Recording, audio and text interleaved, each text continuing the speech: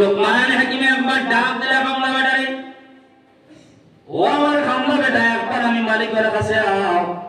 তুমি সারাদিন তো আপনার বন্দর মধ্যে, সারাদিন তুমি টিল্লার মধ্যে, সারাদিন তুমি বকরি চড়াও, সারাদিন ছাগল চড়াও, সারাদিন তুমি গরু চড়াও, ছাগল চড়াও।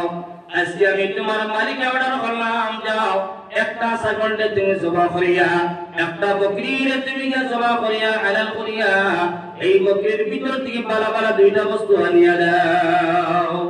পরীক্ষা শুরু হয়েছে, মালিকের দান কমলা বেটার পরীক্ষা লিখা বলে, যাও সারাদিন তুমি কিনা করো, বকরি চড়াও, বকরি রাখো, একটা বকরিকে জবাই করিয়া বকরির থেকে পালা পালা দুইটা অঙ্গ আনে তুমি আমি মালিককে দাও। মালিকে ও লোকমান হাকিমের মালিকের এই সময় কইলা, রওয়ানা লগে হামলা বেটা গেলে একটা ছাগল জবাই করিয়া, ছাগলের ভিতর থেকে আপনার একটা অঙ্গ আছে, ফল আছে রে ভাই, আর আরে একটা অঙ্গ আর একটা চুট্টু এটা হলো, এই ছাগল জবাই করিয়া অন্তরগুলা আর চুট্টুগুলা আনিয়া মালিকের দিয়া দিলা। সুবহানাল্লাহ। বলে মালিক সাহেব আপনি বুঝলা ছাগল জবাই করিয়া দুইটা পালা পালা বস্তু আনি দিবার লাগিয়া, তো ও আপনারে দিলাম একটা অন্তর, যেটার নাম কলবটা হয়, ও অন্তরটা দিয়ে দিলাম, আর ছাগল চুট্টু দিয়া দিলাম, ও আপনার বালা জিনিস। আবার মালিক উঠে বলে, যাও এখন যাও আর একটা ছাগলের জবাই করিও, ছাগলের জবাই করিয়া সব থেকে খারাপ খারাপ দুইটা বস্তু আনিয়া দিয়া দিও। তখন দেখা গেল আবার আপনার মালিক গুলামে গিয়া ছাগল জবাই করিয়া আবার অন্তর দে আর শুকর আনিয়া মালিক ওরা দিয়া দিলা। সুবহানাল্লাহ।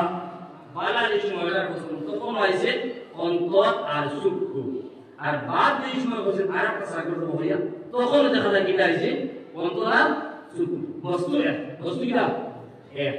ওগুলোর মধ্যে বালা বাদ যখন পরিচয় করো, এখন পরিচয় করে কিটা পরিচয় করতে, এখন মালিকে ইন্টারভিউ লইতে দাম গুলাম, এখন তো মালিক কই গেল গিয়া, হ্যাঁ বালা বিকাশ সময় ও অন্তর আছে আর হাত বিকাশ মন্ত্র থেকে এখন তো মালিক ঠিক দেখা যায়, তার টেকনিক বেশি মাত্র জানি। ও মালিকের বিয়া বলে আমার হামলা বেটা ব্যাপার বুঝতাম পারলাম না, বানানি সময় কইলাম তো অন্তর না যুগনিয়া দিলাই, আর বানানি সময় কইলাম তখন অন্তর না যুগনিয়া দিলাই। একটা বার তুমি ফয়সালা দিয়া দাও, কোন লাইনে পালার কিতনা মারা আখরা। তখন মালিকের লোকে লাগে হামলা বেটা উঠে কইল, রে ভাই বলো আমার মালিক, যদি অন্তর দিয়া মন্ত্র যদি পালা পালা কর্মগুলা যদি করিয়া যাইতে পারে রে ভাই, অন্তর দ্বারা জমির মধ্যে পালা পালা যদি কর্মগুলা করিয়া যাইতে পারে, অন্তর মধ্যে হিংসা যদি রাখে না, অংশের মধ্যে আপনার যদি হিংসা রাখে না, হাসদ রাখে না, কিনা রাখে না, বুক রাখে না, মানুষের লেগে পালা যদি ব্যবহার করিয়া যায়, এই অন্তর জমির মধ্যে পালা। সুবহানাল্লাহ।